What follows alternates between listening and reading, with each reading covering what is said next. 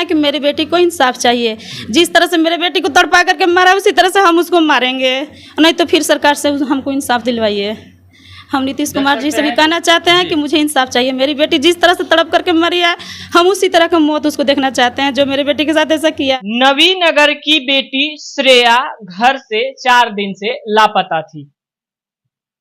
Police प्रशासन का अब बयान आ चुका है और बताया जा रहा है प्रशासन के तरफ से कि श्रेया किसी से प्यार करती थी और शादी करने का दबाव देती थी। लेकिन उनकी माँ क्या बोली कुछ वो पहले सुनिए। मेरी बेटी बोली कि हम कोचिंग जा रहे हैं माँ, रोज हम सुबह में उसको खिला के मतलब बिना खिलाए कुछ नहीं जाने देते थे कि लहर लग कर देना चाहिए ऐसे भी।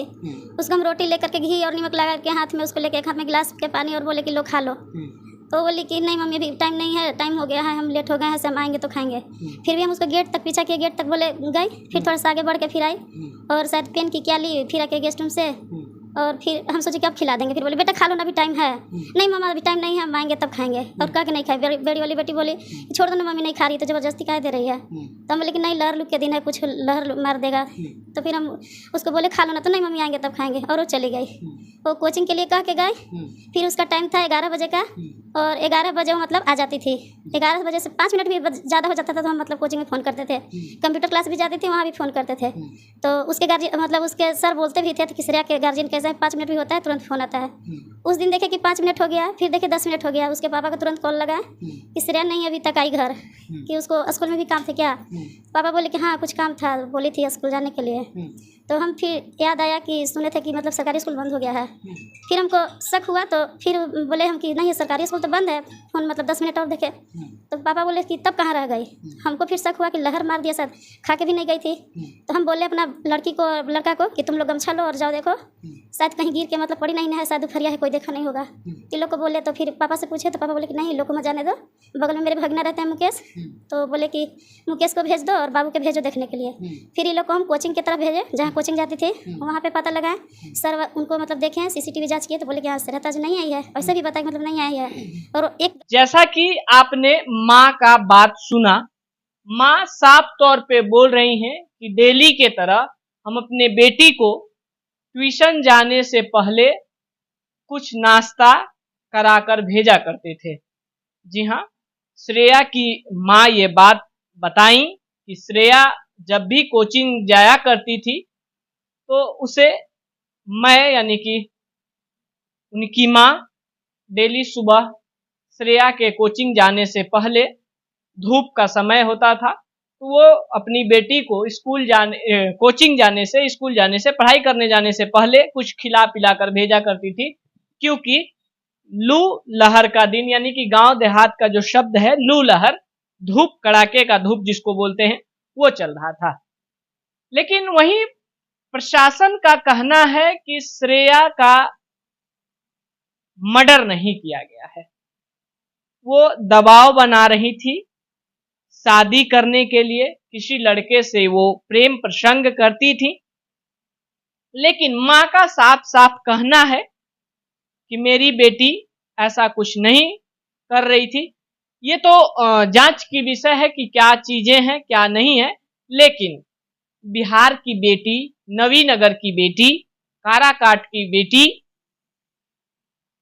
श्रेया अब हम लोगों के बीच नहीं है। उसको हाँ तेजाब में उसको लग रहा है जैसा बाल्टी में डाल करके एसिड उसमें उसका सर डाला गया है, या तो उसके ऊपर डाल करके उसको खत्म किया गया है ताकि इसका पहचान ना हो सके। दरिंदे ने उन्हें पहले एसिड से अटैक किया, फिर उसके बाद लाश को फेंक दिया।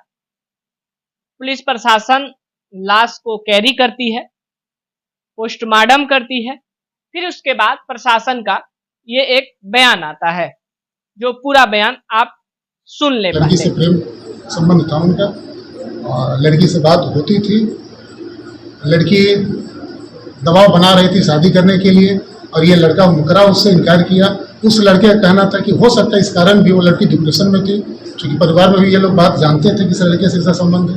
इसके चलते कई तरह का दबाव बना रहा। अब तक जो जांच सामने आई है इससे ये पता चला है कि बच्ची की मृत्यु डूबने से हुई है और जो शरीर पर कोई एक्सटर्नल जख्म नहीं है, नहीं शरीर पर किसी केमिकल का जैसे किरासन तेल हो, जैसे एसिड हो, इसका कोई प्रयोग नहीं किया गया है। जो स्किन हटने की बात है, जो गलतफहमी फैली लोगों के बीच में, यह सड़े गले शरीर के 100 का जो सड़न हुआ है, उसे चलते पानी से निकाले क्रम में जो बॉडी से स्किन हटा है, उसी को लेकर ये गलतफहमी फैली है लोगों के बीच में। हम आग्रह करते हैं, हमारे यहाँ सभी जागरूक लोग हैं, खासकर युवाओं से, कि सत्य को जाने। इस तरह की कोई घटना नहीं घटी है। प्रशासन का बयान सुनने के बाद आपके भी जहन में ये बात जरूर आया होगा कि आखिर सच्चाई क्या है। वहीं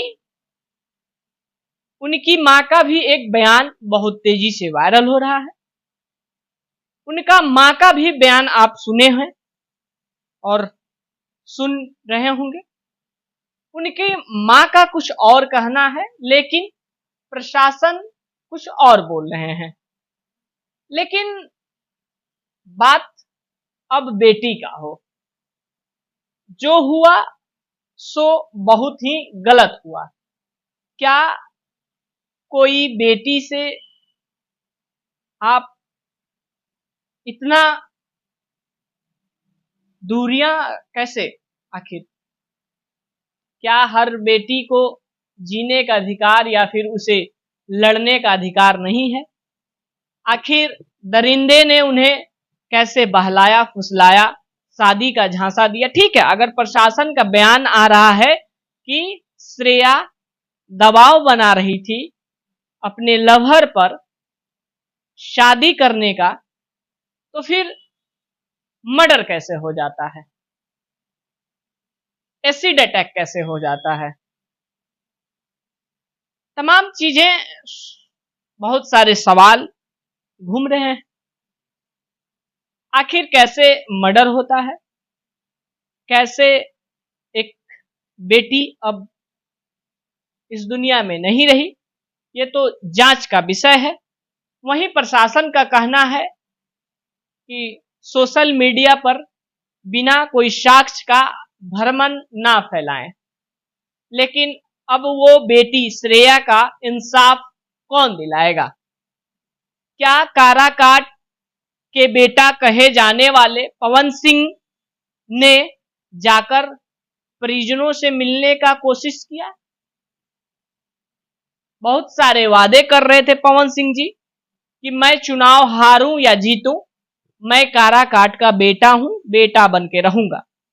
तो क्या बेटा अब उस मां के लिए काराकाट में खड़े होंगे? क्या पवन सिंह जी काराकाट की नवीनगर में जाएंगे, श्रेया के इंसाफ के लिए आवाज उठाएंगे?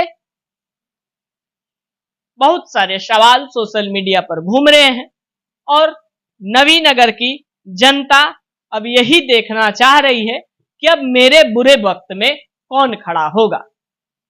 क्या श्रेया का यही गलती था कि वो प्यार कर बैठी? क्या श्रेया का यही गलती था कि वो प्यार में दावे जो होते हैं उसे मनवाने के लिए दबाव बना रही थी?